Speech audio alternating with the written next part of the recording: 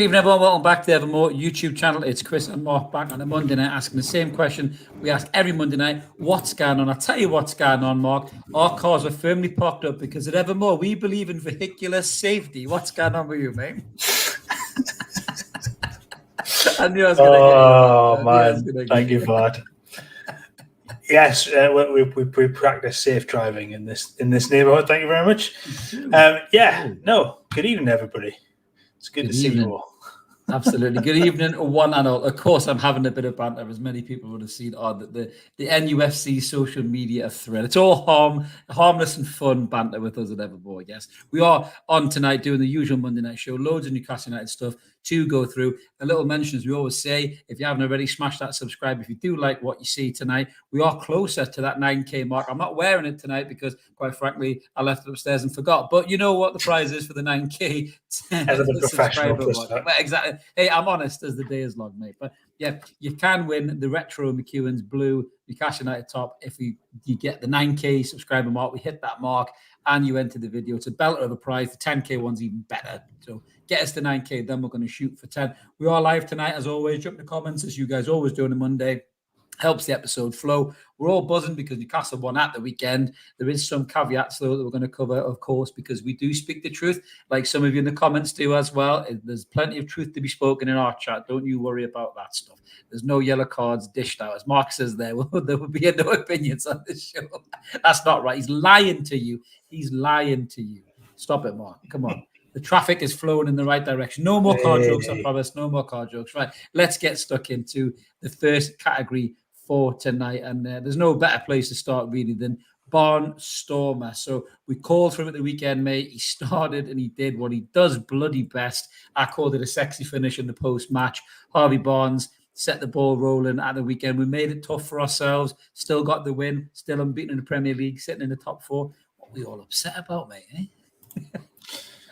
I don't see what the problem is. No, it's a win's a win. We talked about this, didn't we? Or you did in the post stream. I was in the chat. 3 points is 3 points, regardless, I guess, of how they come. Winning when you're not playing well is always nicer than playing beautifully and not being able to get over the line. But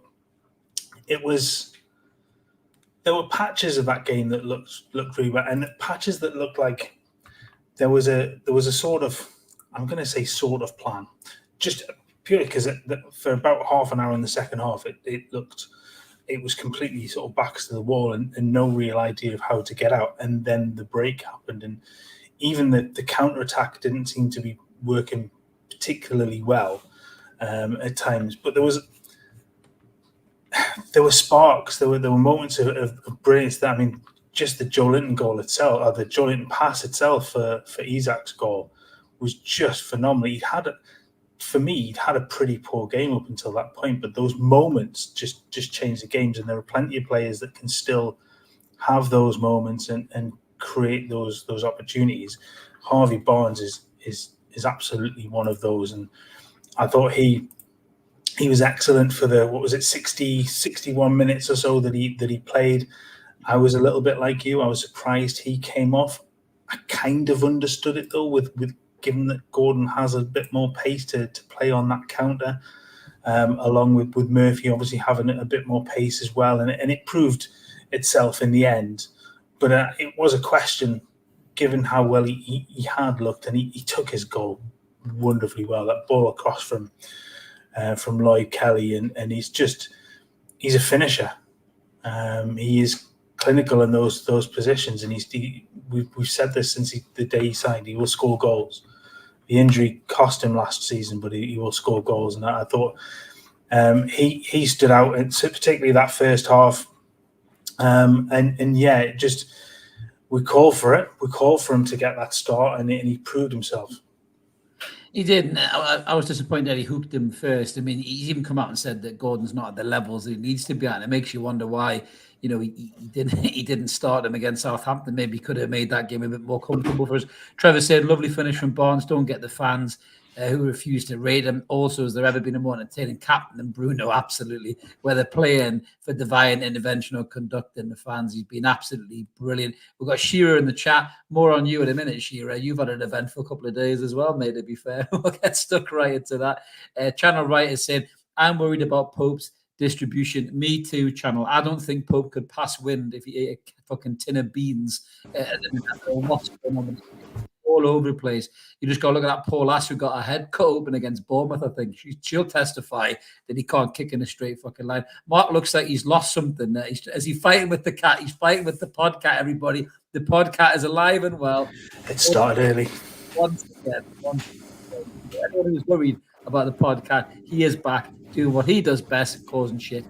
Phil is saying, never thought I'd see the day when I get Gary Neville any kudos. Yeah, we're going to talk about Neville in a bit. I did my video about it today. I'm sure if you guys have checked it out. But going back into the game, Mark, I mean, there was some surprises. I mean, I think Lewis Hall, again, maybe feel a little bit hard done by, but Lloyd Kelly was good. I must admit, he's kind of a hybrid between Hall and Byrne, because Byrne as a left back won't really get over the halfway line and get a nosebleed, or he'll end up trying to play number 10 and get caught out for pace and be 55 yards from his defensive box. But Lloyd Kelly's not as forward running as Hall, who's a real attacking fullback, and I love watching the kid play. But there will be games where Lewis Hall could potentially leave you a little bit open, and I think maybe the Lloyd Kelly inclusion was in Eddie's mind for that, and he did well, did he? To be fair, Lloyd Kelly, I think defensively and offensively, I think he offered something, didn't he?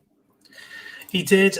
Look, he will naturally as well tuck in at times when was the plan, I think, to go three at the back, wasn't it? Really? Yeah, I think so. An awful lot. If you look at the average positions as well, from it's particularly the real difference between where Lewis Hall came on to play. He's very much further forward. Kelly was almost alongside Kraft and Byrne as a 3 in his average position. So it tells you the kind of the plan was there and how Newcastle wanted to sort of stifle Spurs in that regard. And I think it's to a point. I mean, the plan worked, didn't it? I mean, if we talk, I know there were people that the weekend were saying, well, what was the plan? I think that was the plan. It was a soak up pressure and hit on the break, use the pace of Gordon and Barnes and Murphy and Isak to really get in and stretch the high line of Spurs, which is suspect, and especially without Van de Ven, because his pace is unbelievable. Not as good as Isak, obviously, given what we saw from last season. But I think it was very definitely an idea of soak up the pressure and just give up possession and use the ball. Well, it's reminded me an awful lot of Leicester to a point. Give up an awful lot of the ball, but use it when you've got it. It was frustrating at times, I think, and that was it when Isak broke through and probably should have squared it. I mean, there's a question mark on whether that should have been a penalty for the tackle by Dragerson, because he takes Isak first before the ball, and Isak actually hits the ball off him. I think it would have been a bit soft, in all fairness. I think it would have. I think it's a debatable one, but I definitely think he had the option to have squared the ball, 5 yards earlier. Oh yeah. Barnes gets a tap and he's got a second goal. And really, if he does it, he got caught up in 2 minds, didn't he? We've got a new member there, Mark. Just to pause you in your tracks a little bit there. So Lutfi is a new member. He's clicked that button. Thank you so much. Good to have you on board, mate. Good to have you on board. Go on, Mark. Back to your take there, mate. Sorry. Yeah. So I just think you can see what they were trying to do, and I think that, I mean, possession hasn't been a big thing so far for Newcastle this season, has it? I think if you look at their overall possession this season, it's under 40% for the 3 games so far, which is the 3rd worst in the league. But then you look at the league table. We'll get to that in a minute. We'll get to that. Yeah, so, jump in the categories there.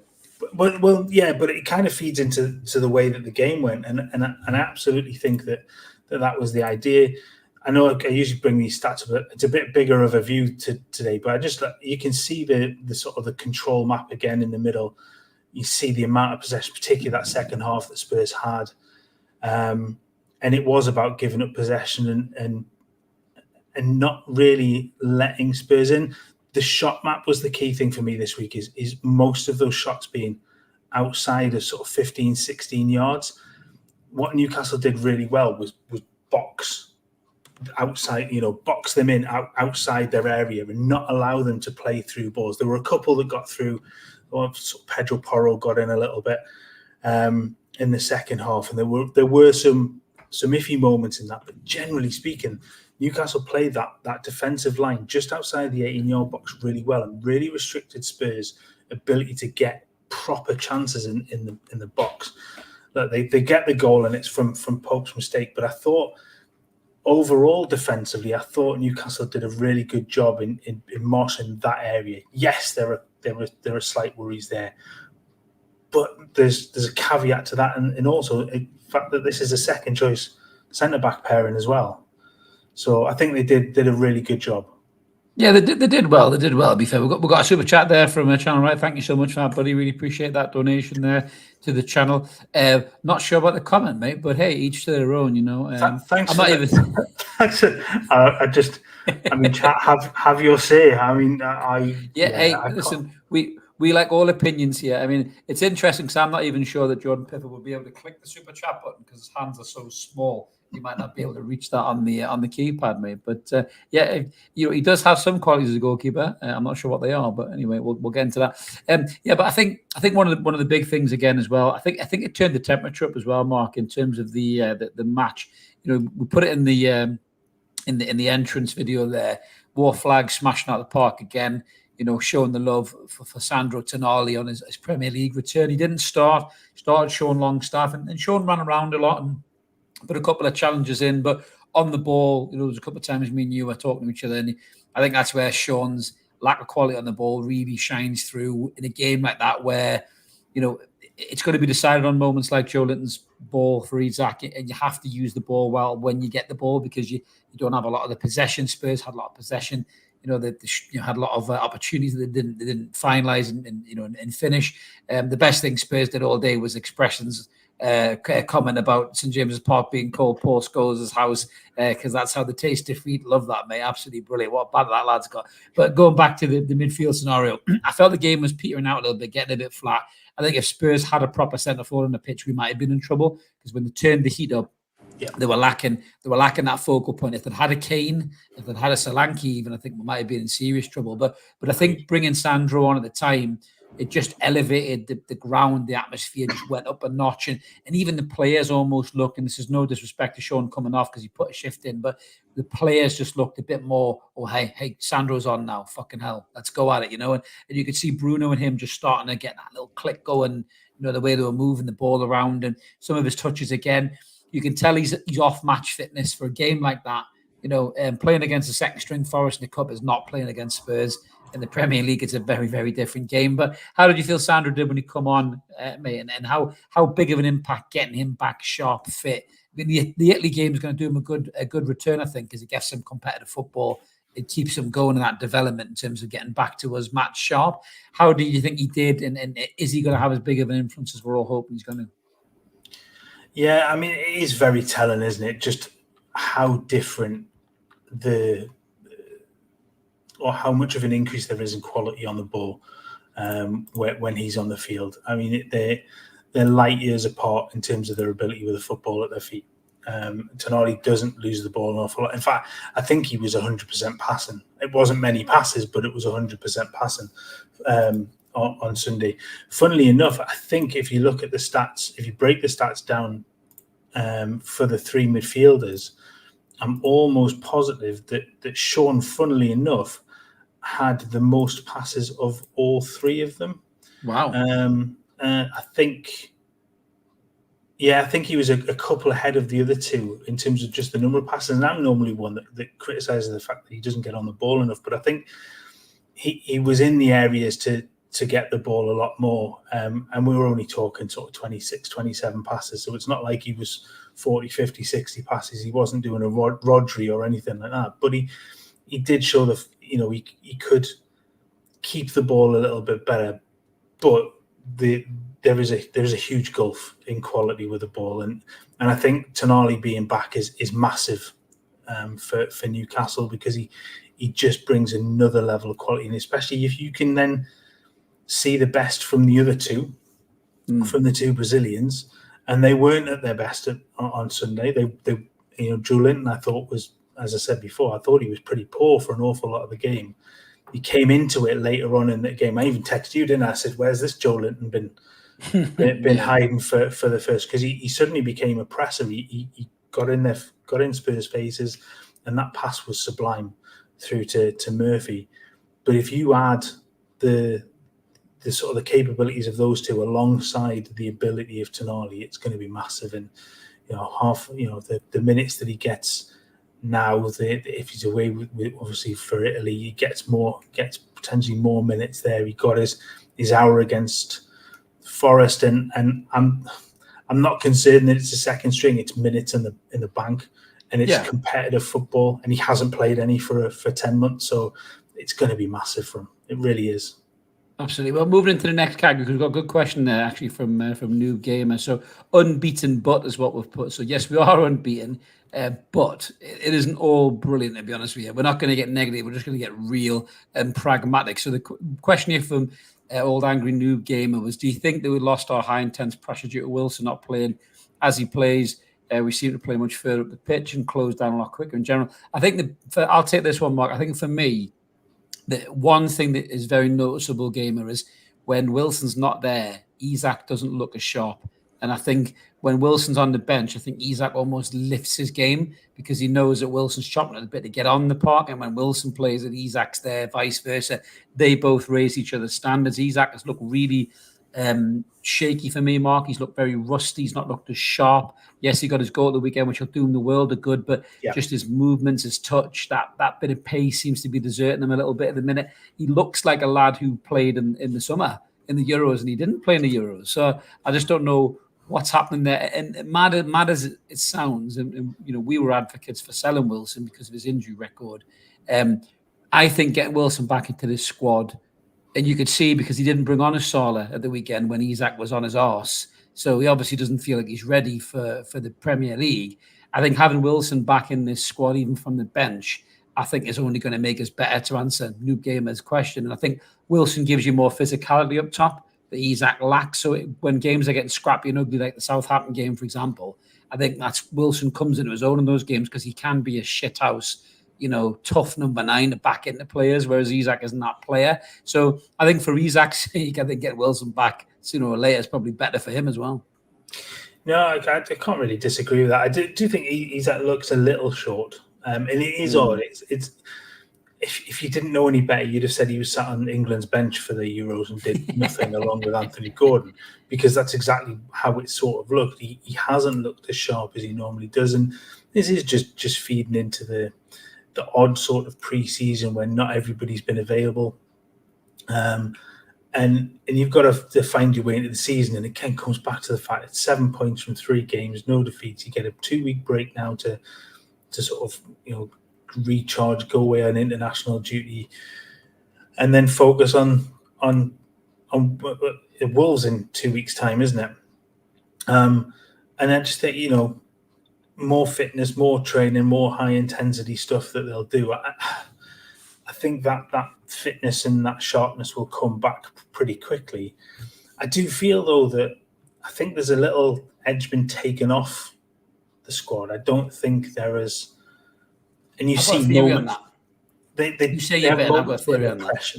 And early in games, you particularly see it, don't you? So for the first 5-10 minutes, there's that press, there's that high intensity nature to it, and then it drops off, and things kind of go flat at that point. And it's strange because we're so used to seeing 90 minutes of this, and I don't think that's possible with the number of injuries that are there. You've got to obviously we still remember that there's still the first choice centre back pairing are missing. Wilson's still injured. There are still those injuries knocking around the squad. And I just think maybe that's the reason, and others will have their own viewpoint, but I think maybe they've just taken their foot off the accelerator a little bit on that, just while the squad is getting back to fitness, and towards the end of 2024, and that can start to come back once there's a full strength squad available, and maybe there's a couple more names that are added in January. But it is strange to see, and I think that probably hurts Isak more than most, because I think that high intensity press means that the ball's won back much more quickly. He can use his pace and his sharpness to get into those positions. And while I'm not entirely convinced that his game works particularly well, or as well, sorry, I think it still works well, but not maybe as well as purely that defensive and counter-attack nature, because I think he works much better with a much more quick-flowing, pressed style of football. Well, my theory kind of dovetails into what Darren's saying in the comments. I'm struggling to understand our identity and MO now. What is it? It used to be intensity is our identity. Now, my theory is this. I might be totally wrong here, but let them know in the comments what you guys think. So we all know the change upstairs, the director of football, and then he brings in James Bunce, to focus on performance and in-game performance and obviously player wellness and all that type of stuff. I think there's been a conversation had behind the scenes of, intensity is our identity, Eddie, but we can't do it for that much in a game. We can't press like that for long periods in games. It's going to burn the players out. I think Dean's just jumped in there and also stole my thunder. I think Bunce has said exactly that, Dean. I think Bunce has said to Eddie, we can't have high levels of intensity for 60 minutes a game. We have to do it in 10-minute bursts. And I think this is why you see Newcastle start, bang, 10-minute bursts, and then they withdraw and they take their foot off the gas and they almost try to, let the other team come on to them. But we're not very good at retaining the ball with some of the players that we have. So because we don't press and win it high and give it to the lads who are good on the ball, we put ourselves under immediate pressure again. And then you see that Newcastle that almost revs the engine up in the first 10 minutes and then stops and just coasts along a little bit for the next 15. And then that allows other teams to get back into it. And I much preferred the high intense press. That's the reason we smashed Spurs 6-4, because they didn't know what the fuck happened to them in the first half an hour, because we didn't let them breathe. We were like flies on shit all over them. And now what's happening is we're stopping after 10 minutes. And that's given because teams have got good ball players in the Premier League. Teams have got pace out wide. They're not shit teams. There's very few teams in the Premier League that are absolutely rubbish. They can't do anything with 10-minute spell of possession. They're going to do something and create a chance more than likely. City will create about 1,500 in 10 minutes if you give them the fucking ball. But that's my concern, is that this conversation is had in the background, and that's maybe something else that Eddie's not particularly pleased about, but he's trying to work within the new matrix of the Newcastle United hub of kind of management, from top to pitch. And I think that's the reason why the intensity is down. It's just a theory, but that's what I think, mate. I mean, it's not a bad theory, is it? Because we've sort of seen it in action. And if you go back, and I'm quite a fan of that game. I hope Phil's right, by the way. Sorry, I hope you're right, Phil. I hope Eddie doesn't let them interfere with it, because that's bad news for me. But I just have a feeling that's what's happening. I mean, I guess is it just an adaptation of tactics? Because we've seen the number of injuries. I think something had to give, because there were so many players picked up so many injuries last season. It couldn't continue the way that it has, and especially given the fact that there's no real depth been added to the squad, has there? That no legs, an extra goalkeeper, nothing else really in midfield. You've got an extra striker, Hall's added, but then he was already there in any case, and you've still got players that are out. But I think and like I say, I'm a fan of that game map, that game momentum sort of graph, because I think it feeds into that. When you look at the Southampton and the Bournemouth game, and in fact, even the Forest game, they all start exactly the same. Newcastle's momentum, or the attack and intent, is shown from the off. So for the first 5 or 10 minutes, every single game, Newcastle, their graph is higher. Then it dips, and it's in every single one of them. There's a moment around about 10 or 15 minutes in, where it switches the other way, and it's happened in every single game. And I think that's very much Newcastle going, we can do this in periods exactly like you say. We can't do this for 90 minutes anymore. They've looked at and gone, well, to maintain as much of the intensity when we need it. That's what they're thinking. So we can use those 10 or 15 minute bursts where all of a sudden, the second half was a prime example, I think, against Spurs, where there was so much pressure, and then all of a sudden there were 2 bursts in that second half where Newcastle suddenly gained control and were on that front foot, and Spurs again didn't really know what to kind of counter to it. They wrestled control back for a little bit of time, and Newcastle took their foot off the gas, and then they went again. And I think that's probably bang on. They've realised they can't do this for 90 minutes, so they're trying to do this in shorter bursts and make it much more meaningful. And look, if it is a case of just trying to get through so the squad becomes a little bit more bigger, you get those players back and you can add 1 or 2 more perhaps in January, then that might be it. And we'll maybe see the return of a much more thorough press. But I think that's probably the way that we'll see the first half of this season go, where they'll try and break early, and if they get a goal early, then it feeds into the opposition trying to dominate possession. And I think Newcastle then revert to that. Let's hit them on the counter. Let's break. Let's use the pace up front to maybe get in behind as the other team pushes forward. Not particularly pretty, but I think there's method in that. It's effective. I do. It is. We've seen it. So many teams have used that tactic before, and it can be really effective. But it's got to be. You have to have the whole of the side working as one, even in that regard, because they leave any gaps, and suddenly that plan falls apart. Yeah, I think to be fair, a few of the guys have banged some comments in there. I agree with Chakoi in the phrase, playing a low block and waiting for Spurs to hit the high line, specific system depending on our opposition. So we were screaming about Eddie having a bit more adaptability as a manager rather than just managing one way, and when it's not working, so we can't run him down too much for changing things a little bit behind the scenes, maybe with some assistance. But I do think some of the comments that have flown in there are absolutely right.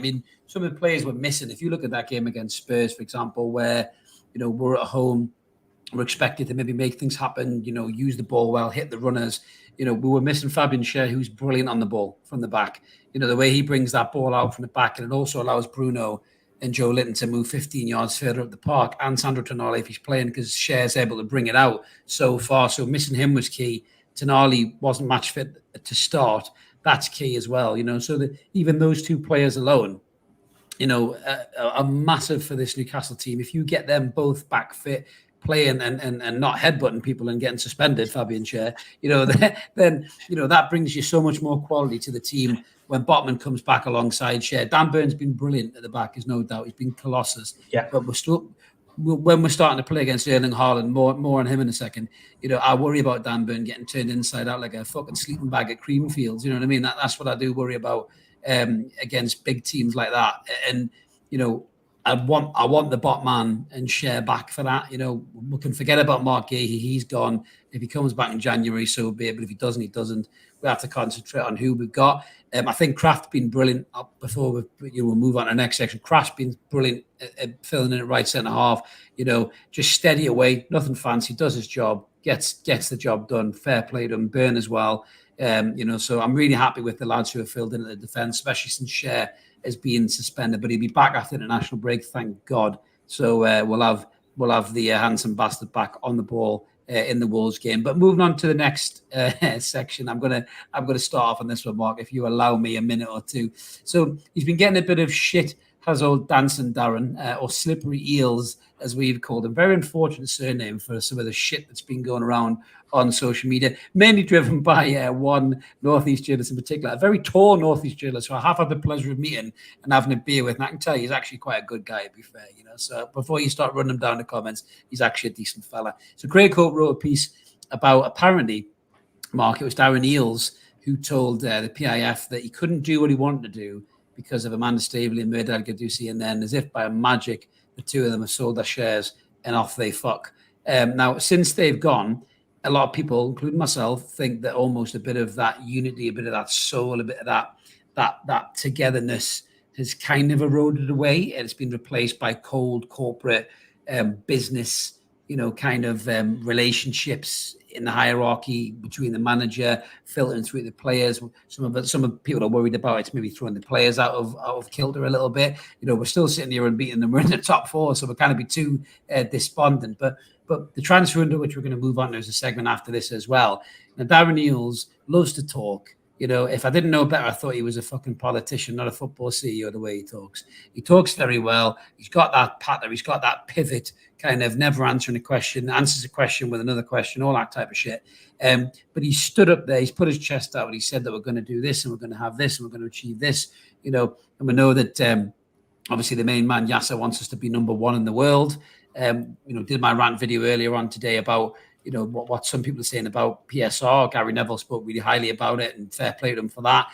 Richard Keys, a little bit lower than Gary Neville, safe to say, from his Qatari sponsored chair. But the whole thing in general, Mark, Darren Eales has come in for a real bit of a bashing here.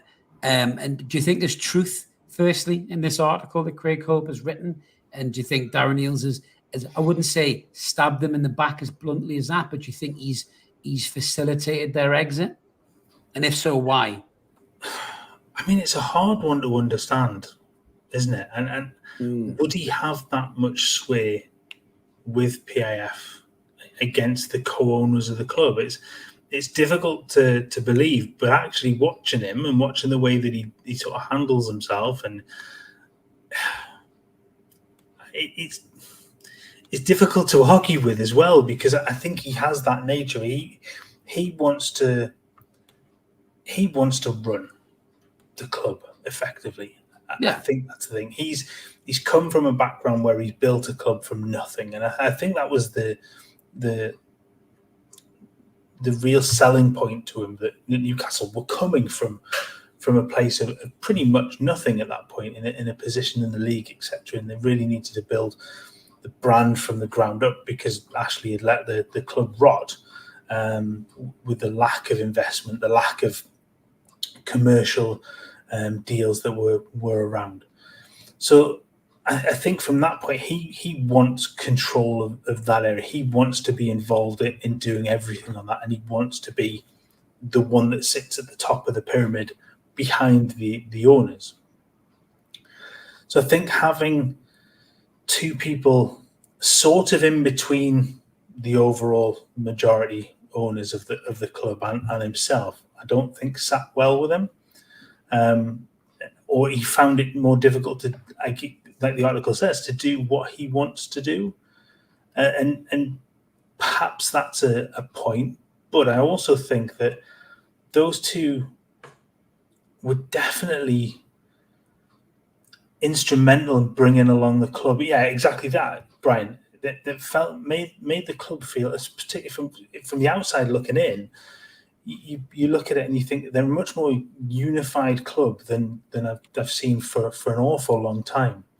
And a huge part of that was the interaction between them, between Amanda and Mirdad and the supporters, and the fact that it felt like there was a good level of communication, a good level of trust in the way that the club was going. And I think without them there, there's now a bit of a void.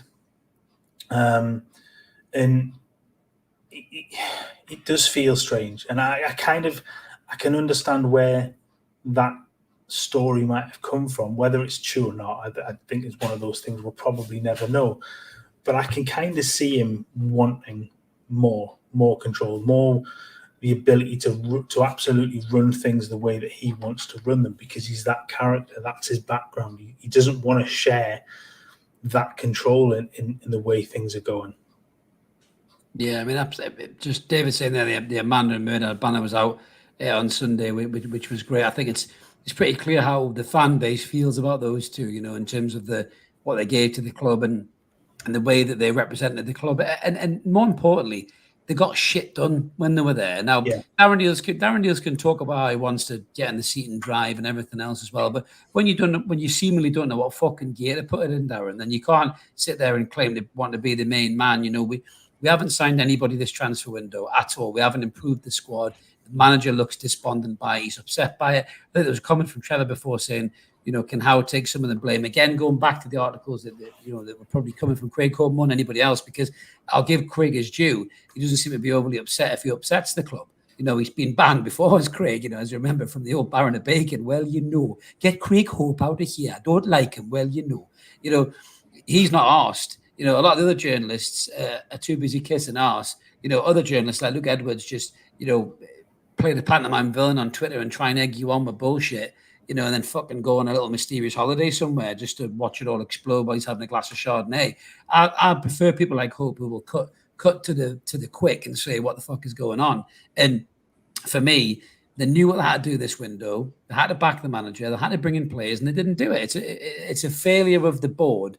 You know, if Eddie Howe is the guy who said I want Mark Gahey or nobody, then yeah, Eddie has to be held to task for that. And you have to say, surely, Eddie, you can't just pick one player. You have to have a couple of different options, and especially when Parish was taking the piss and just changing the goalposts every minute. They should have walked away from that deal weeks before they did. I mean, we're kind of dovetailing, I suppose, into the next category, Mark, really, in terms of the transfer failures. We might as well get into this now because it does kind of dovetail into everything. But one last thing on Eales for me. It's all right standing there in the stack, smiling like a fucking Cheshire cat, singing chant songs and everything else. But when you don't do the core part of your job, and that's to improve the squad and get results on the pitch, it doesn't matter how many eateries you open up. It doesn't matter what new stadiums you want to plan. If you're not bringing in players on the pitch, you ain't doing the job properly. And these fans will give it to you. And I'm right there, Mark, aren't I? They will give it to him if he doesn't do the job.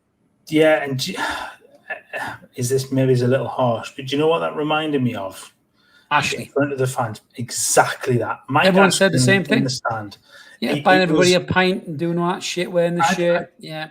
Trying to from my football club, I do not want an owner that is in with the fans, giving it large and trying to carry on a karaoke session and get songs going. I want my owner to do, or the chief operating officer, whoever it is. I want them to run the club. That's what I want them to do. Absolutely. I'd like them to communicate, yes, but I don't want that. I don't want them sitting in the pub pre-game and on. And trying to be one of the lads. I want them to get on with running the football club, and I want them to do that right. Get that right. Everything else comes afterwards, and you can start to have maybe a bit of banter. But first and foremost, that has to happen. It's as simple as that. Yeah, but Dean's saying there, Mitchell gets a pass. And I kind of agree with that because he's only just started. You know, he could have walked into a whole world of shit for all we know. So you can't be too harsh on Mitchell at this particular time. But Eales has been here long enough to know something needed to be done, and he hasn't done it. Darren says, spot on, Eales need to deliver before dancing on the stage. Sean's saying that Darren Eales reminds me of David Brent. He's completely out of his depth. There's no players there in the UFC. He's created all the problems around the January window when he stated that we were a selling club. I mean, the PSR thing as well, really badly timed, I think, as well. Shearer's give his opinion on Eales, which is a good one as well. But yeah, we'll move on from Eales. Because I think he knows what he's had to do. He knows, what hasn't been done, and that goes back to the transfer failure, Mark, which is the next section we're covering before we get into Out of Toon. So I mean, somebody just called us fickle there in the comments. We're not fickle at all, mate. It's we're factual here. We don't do fickle comments. We just do facts. Newcastle United's squad is light. We sold better players than we brought in. I know Yankuba Minter never kicked the ball for his Mark, but you've already seen from the snippets at Brighton, the lad's got something, and he's got something that would have added to this squad. He's got pace. He's dynamic. He can deliver a ball. He can shoot. He score goals. Him and Anderson in the midfield could have given us something more in the midfield. We've already seen Anderson, even against us, some lovely touches. That little dink he tried as well was very clever. But, Anderson looks like he's continuing that progression as a player. So we lost those two players that, to me, would have improved Newcastle's starting 16 squad, in terms of a match day squad. And we haven't brought in good enough quality. We brought in, the Nottingham Forest goalkeeper, like we're trying to get rid of. Can't get rid of that fucker now. He's just the Greek Gillespie, and he is what he is by the looks of it. Now that's all he is. We brought in John Ruddy, who was supposed to be brought in for training standards to increase. I'd rather bought Ben Foster. At least he's got a bit more crack. You know what I mean? And that was a fucking terrible buy. Salah hasn't scored a goal in 21 games, so that was technically one for the future, so to speak. Lloyd Kelly on a free could be good squad business, but he was never going to come in and change the starting 11 for the better. It's not like it was fucking killing Mbappe from, Real Madrid, Paris Saint-Germain type deal here. It was fucking Lloyd Kelly from Bournemouth. Give you a header wobble. So the window was shit. And I don't care how much people trust the process. And you can call me fickle as much as you fucking want. The window was shit, right? We may be unbeaten, yeah? But that won't last forever when we come up against really good teams, because we'll run out of luck, Mark. And we haven't got the squad depth to cover some of these injuries for a long, hard season, and that worries me a little bit. Yeah, I think sooner or later the Minter and Anderson one has to be let go. It's gone. It's done. I think only if you brought in equal quality or better, mate. I get that. You got to say that, but we didn't. And, so it's the more and more you see of Minter in the Premier League, the more you just go, wow. I think that was a big mistake. Better and better. But it's one of those where at the time it had to happen, and that comes down to the shit that is PSR. And I guess plans should have been put in place long before this transfer window to be able to cope with that, and it wasn't done, and it's shit. Those two were really shit deals, and bringing in Vlachodimos was just an unbelievable waste. But again, I think it just had to be. It's one of those PSR deals that had to get done. Sorry, on that one, I love how no journalists want to take his name on because they just keep saying the Greek goalkeeper. If you watch every journalist, even Craig, Keith Dowdy said the Greek goalkeeper because he just didn't want to take it on. So well done, Mark. Expertly. I'll be honest. I've no idea if I'm saying it right. I'll go with it. But better than me. That deal realistically for goalkeeper should only happen if another goalkeeper's left the club. Well, you've already brought in John Ruddy and Dubravka hasn't gone anywhere. I don't know whether they'd anticipated that Dubravka would have left at that point. It's just baffling. But then to always have all your eggs in one basket with the Mark Gay deal is just there's a level of naivety there for what's gone on, because amateur is what I would say it looks like, mate. There were other options available, maybe not better options, but options that are on that value and provide better value. And there was none of that. And I know people are giving Mitchell a pass because he's not been there very long, but he's obviously come in with a wealth of information that he can bring and put to Eddie and put to everybody else about what what players can come in next, and he's got a history of finding good players, and I guess we'll probably see more of that. But I'd be a little bit disappointed that none of those players were sort of, whether there was an argument between them over those as well. But disappointed from a progression standpoint in that none of those players have been realistically looked at in this window. But I just think overall, if you come into that window on the back of finishing 7th in the Premier League, the season after hitting the top 4, it should have been realistically should have been Europe if Man should have been, yeah. If we're pissed in the cup final, and then where's the progression? And this is, I think, from a sensible fan perspective, when you're looking at the progression of your team, what do you want every season? You want to see a step forward. Has there been a step forward this summer for Newcastle? No, and that's it. Yeah. There hasn't been any progression on the field, and that's what counts most. Well, Yeah, I tell you what, all I can say, right, is 19th of October, Eddie, please, for the love of Christ, do not play Dan Burn at left back when we play Brighton, because Yankuba Minter might come back to haunt us, mate. We've got a few comments in there. We've got the Stato is in here from Toon Review. Good to see you, mate. What's up, guys? Enjoying the stream from a crappy hotel in the Stansted Airport. He's just had an emergency tyre replacement. Nightmare, mate. But at least we're unbeaten. Always look on the bright side of life, Stato. And he does also add that the style will change when the necessary players are available. Yeah, I can understand that. I mean, I've always said, as much as people might criticize me for being a little bit negative about the window, I'm just being honest about it. But I've always said 1 to 11, our team when fit, very good team. Top 6 team in the Premier League, top 5 team, arguably. For me, when they're all fit at it, very, very good side. You go through from keeper to forward. Very, very good side, but it's keeping them all fit is the big issue. Just going back a few more of these comments before we move on, Mark. Yeah, Darren is saying that we had the money and did not strengthen. End of Paul. Well, Kieran Maguire, who we've had in the show before, Mark, who's a great guy, he said that we could have dropped 100 million this transfer window. We didn't do it. So I suppose just before we move on from that, why? Pass. I mean, if that is true, do they feel that they've got a better chance of being able to attract other players that they want next year? In which case, you're not writing off the season already. It's a bit early to do that. But is it a case they've identified players that they can maybe target going into January and going into next year, where that money's going to be better, and go in and spend maybe a couple of 100 million over the next 2 windows? But when you think about it, if they were ready to drop 65, 70 million on Mark Gay, and then there was the talk about Trafford, that was going to bring that up to 100 million. Now, I can think of 2 or 3 players that you maybe target, to go and spend that money more wisely elsewhere. In that regard, Mamardashvili would have been it. Yeah, I'm with you on that one.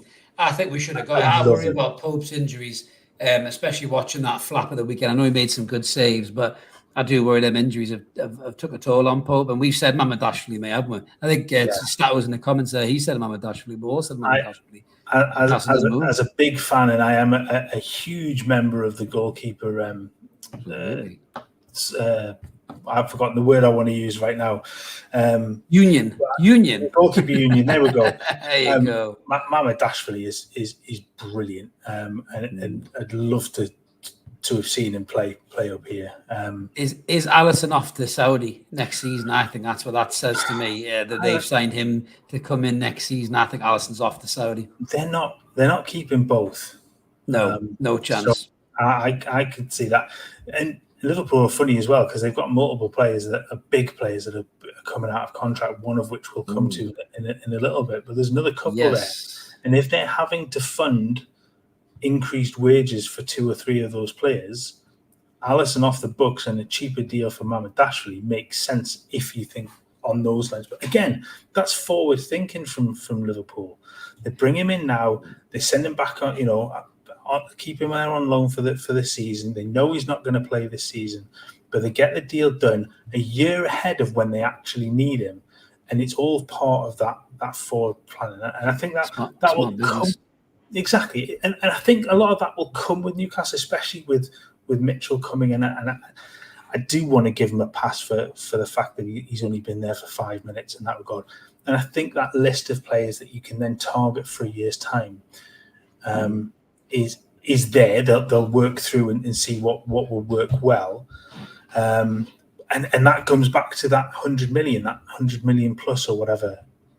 Is that better kept for now because they've identified players that actually they can target now to bring in January to fund the push for European football this season, Mike, and then go into the summer. God, you've been drinking Kool-Aid, haven't you? I think Darren Eales is going to buy a revolving dance floor for the fucking stacker, I think, with 100 million quid. But speaking of Liverpool, and something that we call them quite a lot, congratulations to Vaginal Swab, who's been a member for 8 months. So that's a great segue there. Thank you very much for your support, Vaginal Swab. Really appreciate that. But yeah, I'm very dubious about them spending money in January. We'll get into that closer to January, I believe. But yeah, I think a few of the guys are saying the same things about, Yankuba Minter, and, we use the Minter money to pay for Hall. And, I mean, the Elanga one, yeah, Sean, what a panic that was. Elanga, 50 million quid. I mean, fucking hell. Rafinha got a hat-trick this week, and Ferran Torres scored. We should have went for one of those two, Robert. You're absolutely right, mate. So I just don't know what's gone on there. The Elanga deal, or the supposed Elanga deal, it stank of West Ham in the previous windows as well. Why the fuck didn't Brian we go for him, man? Why didn't we go for him, man?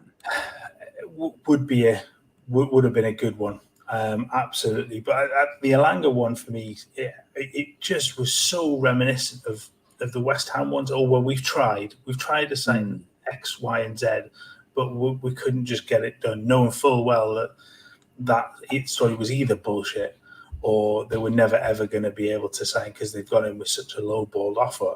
I don't know. Well, Start was bang on as well. We do need another goalkeeper, and I think Mohamed Dashley was a massive opportunity missed as well.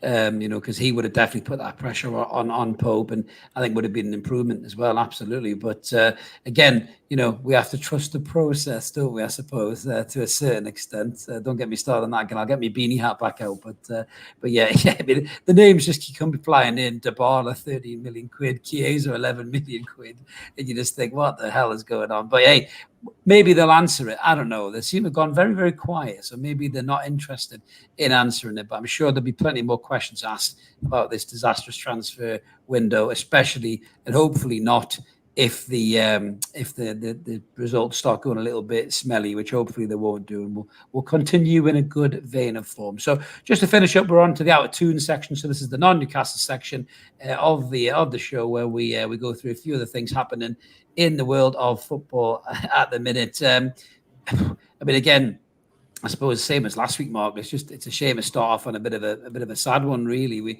normally have a bit of fun and banter in the Out of Tune, and there's plenty of that coming, guys. But again, really sad to see the sudden demise of a former Cardiff player, Sol Bamba, who I believe recovered from I think it was a form of cancer, and then he fell ill, didn't he? He's managing a Turkish team, I think, and he fell ill, and that was it, mate. He obviously passed away, and 39, I think he was, mate. No age to check out that, man. Fucking awful, that.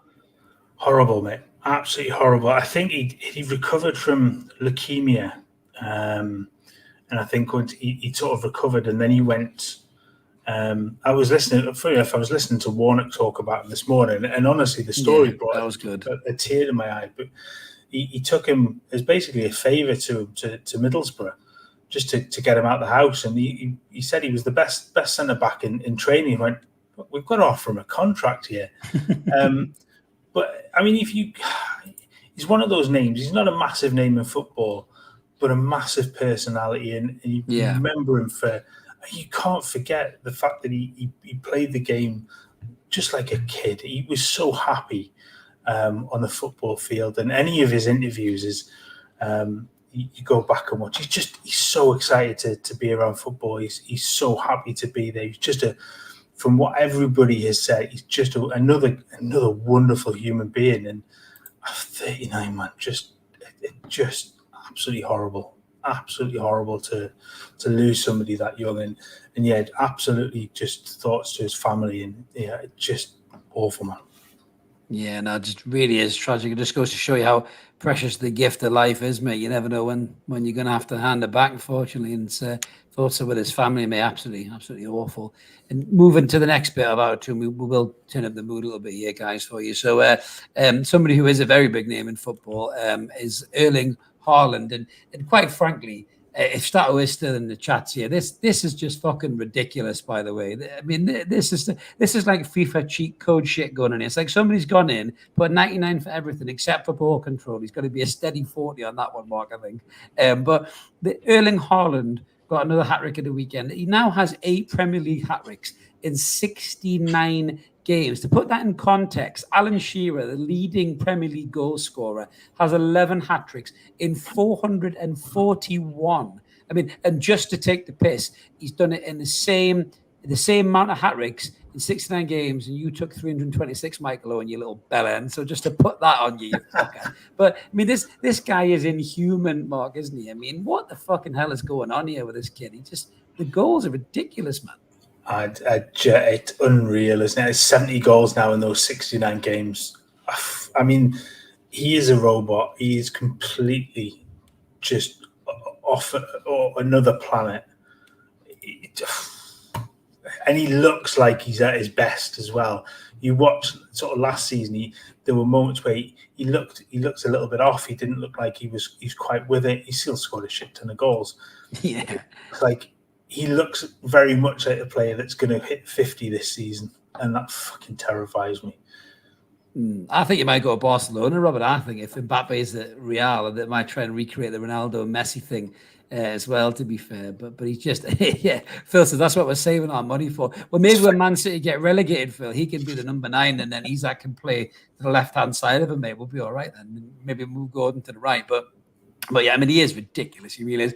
I love his character as well, because he just doesn't give a fuck what anybody thinks, and I love that about him. He shrugs his shoulders, says whatever, pundits slag him off, whatever, and he just scores. He scores all types of goals as well. Mark, screamers off the bar, one-on-ones, headers.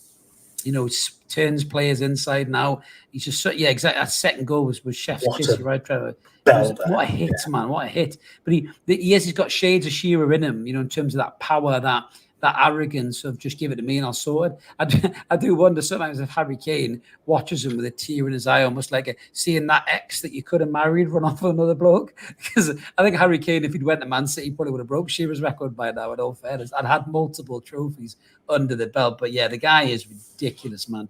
Absolutely ridiculous. Speaking of ridiculous, Manchester United. I could probably just leave it there, couldn't I, really? So Manchester United were comfortably battered by Liverpool at the weekend, as most people would have seen there.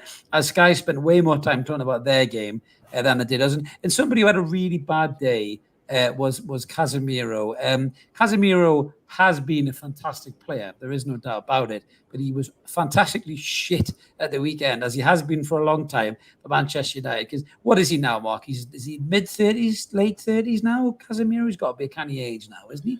I've just thrown that at you and expected you to know, as I do all the time. 32.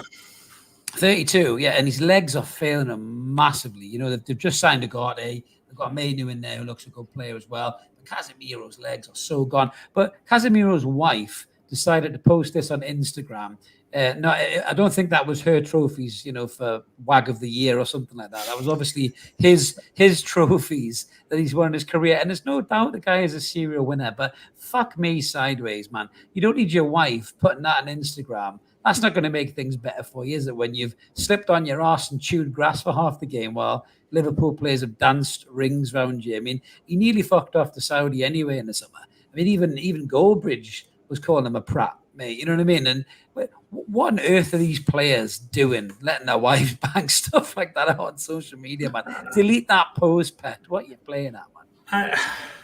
There's a part of it that says, yeah, she's just bigging him up, but he's been poor. I mean, that first half of the season, he was at Man U. I thought he was excellent, and you thought they've got a proper player in there. And yes, he's at the sort of the back end of his career. He's come after playing so well at Madrid, but those trophies are all from his past, and it's not what he's doing now. And he was woeful yesterday. In fact, Manchester United were pretty poor for huge spells of that. Excellent. Just giving the ball away just unbelievably badly. But yeah, it's wonderful to see them getting their asses kicked, isn't it? I mean, let's not deny that. It is great, but it's funny to see that. But I kind of get it. But it's just like, well, yeah, he's been great. He has been a great footballer, but he's just been so poor over the last sort of 6 to 8 months or so. It just definitely want to maybe not do But it was wonderful, Mark. I'll tell you what else was wonderful as well. George has just refreshed my memory there. We didn't have it before. Just for you, George. Seeing this smarmy twat of a bloke with his head in his hands in the crowd. Yes, that's right, Sir Jim Twatcliffe. You are shit. Absolutely shit. Doesn't matter who you bought. And to the right of him is that little poisonous dwarf, Dan Ashworth, as well. The little garden gnome. He was there looking forlorn as well. Absolutely brilliant. This bloke has ran his mouth like nobody's business, and I'd love to see him just looking miserable as fuck. I mean, Ten Hag, I don't know what the hell he was doing, talking about how he disagreed with he asked one of the journalists to say, can you tell me why we're playing bad? And credit to the journalist, I don't know who it was, give him an absolutely brilliant, tactically astute dissection of how shit Manchester United are. It was brilliant. I thought, put that bloke in charge. And he just disagreed with everything. But just, yeah, what an absolute fucking prick. He really, really was. And I think he'll be gone by Christmas. I said that before. As Phil says there, he spat his dummy. He'll be gone. The pressure will be on him immensely. They've been awful. Again, this season, they're not a good side, and good riddance to fucking bad rubbish, I would say on that. One person, former Manchester United player, obviously we talked about him before. I did cover him selling glory. We did the video about him earlier. We'll briefly talk on this, Mark. It was good to see Gary Neville saying this, about how it wasn't designed. PSR wasn't designed to get rid of your best academy players. We can't keep Newcastle down. We can't keep thumbs on the head of teams. We can't stop them, growing and investing. And that's exactly what we're doing right now.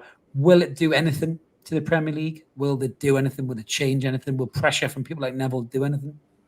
I think it only comes if the calls get louder from more and more places. But Gary Neville saying it's not going to change an awful lot. It is good to see that it is recognised from other places other than the clubs themselves involved in it. But I mean, it's not going to change anything. But I give Neville credit because he's used his platform well for once in that regard, and talking some sense with it, because he's one of the first ones to do it at that sort of level. Absolutely, absolutely. Chalky, we haven't forgot about you, mate. Not as funny as the Everton game of the weekend. That was absolutely brilliant. And we do have a corking one from Everton here, which was Everton 2, Bournemouth 3, which is a brilliant mock-up there. That's Everton 2, as in their club, their shop, that's supposed to be a bit of a tongue-in-cheek comparison to Liverpool 1, isn't it? But they were 2-0 up, and then they lost the game, Mark, 3-2. To Bournemouth, which was fucking hilarious to pretty much every football fan out there, bar Evertonians. They have got relegation written all over them, haven't they? They really, really have. Yeah, I mean, they were 2-0 up in the 87th minute. Just got some laugh. I mean, I'd written it off. But there goes my Super 6 sort of bet for this. That, or not bet, but my Super 6, I had Bournemouth to win, and that was done. I'd ignored it, and then all of a sudden, hang on, Bournemouth have got this back to, was 92nd minute. Bournemouth got it to 2-2. It was 94th minute they got the winner, I think, wasn't it? 96th minute they got the winner. It was just phenomenal. And it's just hilarious. Go back and watch that goal at the end again, and you just see there's just this massive Everton fans behind the goal, either having a go or just get up and walk straight off. It's just brilliant. Oh, mate, absolutely brilliant. I tell you who else got a last-minute winner as well. And some of you in the comments may be wondering, what the fuck am I talking about this game for? But bear with me. So Motherwell scored in the 94th minute to beat St Johnstone in the Scottish Premier League. Now, you might wonder, I don't care about that, Chris. Scottish football is rubbish. I guarantee you, go and watch this clip of this piece of commentary. I think it's been shared by the 44 on Twitter. It is the single best bit of crowd interaction I've ever heard in my life. So the commentator goes nuts when Motherwell get the winner, and he says, St Johnstone fans aren't happy in front of me. And you can just hear this little faint voice of this angry St Johnstone fan who says to the commentator, big fella. He said, I'm going to get that microphone and shove it so far up your fucking arse you'll never be able to pull it out, by the way. And it's just absolutely brilliant. And the commentator is burying him as well as he's enjoying the moment, and that is football at its best, Mark. I laughed my knackers off at that. It was absolutely brilliant. Yeah, Robert said he's just heard it hilarious. I was fucking amazing. It really was one of the best things I've heard in years, man. I defy you to find a better piece of audio from a football game. That is just brilliant. Amazing, mate. Absolutely amazing. I'll tell you what else was amazing as well. The Lord and Savior, that is Alan Shearer. What a story. This is another one to check out on social media. So Alan Shearer was on The Rest is Football. They don't need us to plug their podcast, as big enough as it is. But he told the story. I think he was on his way back from a wedding in Italy or something. And he went through the usual modern day, traveling nightmare that is the UK. And he ended up on a train heading back to Newcastle. And he was tucked away on cattle class. He wasn't in first class, as obviously Big Al would normally ride, in fair play. And lucky for Big Al, the carriage was then full of Mackhams who were travelling back from the Portsmouth game that they'd obviously beat Portsmouth in, full of drink, full of piss, singing all the Mackham songs, singing the Anti-Shearer songs. And Alan is hiding in the corner with a cap on. He said his neck was stiff as out, 4 hours on that train. And he then said on The Rest is Football, "Fuck you, Sunderland fans," which was just brilliant. But could you imagine them not knowing that Alan Shearer, the subject of their hatred, was sitting just mere seats away from the mark as they're singing away? That's beautiful, man. That's undercover. It's like Undercover Boss, isn't it? Absolutely brilliant. Can you imagine if he had? I mean, the actual stroke of genius to have taken a hat with him. Because without that, he's very clever. He's going to be tormented. Man, and they'll be livid. Those Mackhams will be livid. They didn't know he was there. He'd be fuming, as they say. Wheeze keys and these keys, fuming. But absolutely, it was absolutely great. I tell you who else might be a little bit fuming, if not perturbed, is John McGinn, Mark. I don't know what the fuck was going on here with John McGinn against Leicester City. I mean, I've heard of close marking, but that's a little bit over the top, mate, isn't it? Or a little bit under the bottom, so to speak. The Premier League's new prostate exam service from Wilfred and Didi. I think that might be it. Just there. I tell you what. I mean, I've heard of sorting shit out in midfield, but that's a bit too much for me, mate. Honestly, that's a bit, yeah. I'm not sure what the tactics are there, to be fair. Which is Trevor's right, a prostate exam. Absolutely, very, very, very weird, very, very strange, indeed. But yeah, so just to finish on it, Mark, we mentioned him earlier on. We'll mention him again. Mo Salah. So Mo Salah again tortured Manchester United as he's done so many times, and. He did say, as you know, it's my last year at the club and I just want to enjoy it. I don't want to think about it. No one at the club has talked to me about a contract yet. So I say it's my last season, new deal. It's not up to me.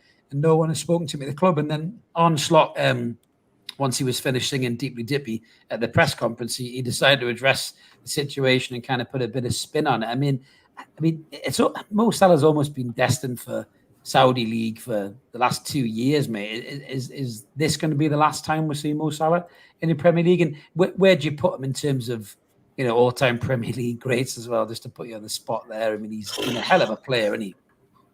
I mean, he's up there, isn't he? He's definitely, he's probably in your starting 11. He's that good. But it seems strange to sort of get to this point where there's less than a season to go before his contract's up, and there's been no talk of another one for him. And I just find it odd because he's such an integral part of that squad. Are they waiting to see how they start and then do it? But he's what? He's 30. Is he 31, 32 now? 32, I think. He's not fading that badly. I mean, he's still getting goals. I mean, when Ronaldo faded quite badly, didn't he, in terms of kind of what he did. I mean, Mo Salah's already got 3 goals and 3 appearances this season and 3 assists. Last season, I'm just looking there. Last season, he got in the Premier League. Bear with me when his stats load. Yeah, he got 18 goals and 10 assists in the Premier League. That's still good numbers, man. I mean, and that was the season when everybody thought, well, a lot of people had said he completely dropped off. 18 and 32, season before 19, 20. I mean, yes, it's his lowest number of league goals in a season, but he still scored 18 goals. He's still a brilliant player, man. To be fair, Ronaldo got 18 goals that season. Everyone thought he was shit for Man U, didn't it? In all fairness, you know what I mean? So he has definitely got. I mean, his record at Liverpool is ridiculous. 352 games, 214 goals, and 92 appearances. I mean, that is something to really, really applaud, in all fairness, isn't it? And I think, as Dean says, he looked unplayable yesterday. Why can't the PIF sign these players and fucking loan them to us for 6 months just to shit everybody up? It would be brilliant, wouldn't it? Imagine like they signed Victor Osimhen on loan to Newcastle for 6 months, Mo Salah on loan to Newcastle for 6 months. It'd be fucking amazing, but that doesn't seem to happen, does it? Did I read that before? Victor Osimhen's going to Galatasaray. I think there was some kind of talk about that. That's on earth. That's weird. Obviously, the whole Napoli thing's totally broke down with him. I mean, that's like a Netflix documentary on its own waiting to happen, that fucking scenario. But that's a weird situation. His attitude stinks of concern for me. I think he's got a fucking entourage. It's a bit like Paul Pogba. He's got an entourage around him, and I think you're asking for trouble regardless of how good the player is. Yeah, Robert says already agreed today on loan, which is, that's brilliant for Galatasaray, but very, very poor for Osimhen, for a guy who puts himself in that bracket like Haaland and Mbappe, doesn't he? Really, it's all about the attitude, isn't it? But Lukaku scored, did he, when he come in? So fair play. That's what he does. Consider they were looking for 100 million for him, and he's gone out on loan. It's just baffling. It's genuinely baffling at that.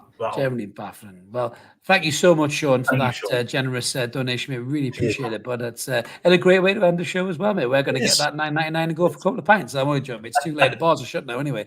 And it's a school night as well. It is a school night because schools are back tomorrow. So exactly. So that's us all done, guys, for tonight. Thank you so much for all of your comments. It always helps the episode flow. We really appreciate it. As I mentioned at the start, if you haven't already, smash that subscribe button up there. Help get us to that 9,000K. Or 9,000. I keep saying 9,000K. I want 900,000 mark. I just want it. I'm greedy. 9K mark as quick as we can. And we have got a great prize. Obviously, the retro Newcastle United shirt on that. Like the video, help the channel grow. We'll be back with more content. We have got a bit of a break, obviously, with the national football, but we'll try and club something together to keep in your YouTube notifications while the season is on a little bit of a break. We'll think of something. YouTube. We'll think of something. But have a great morning, evening, afternoon, whatever you're doing, guys. Thanks for tuning in. We'll see you in the next Evermore. Keep it easy. See you later. Take care.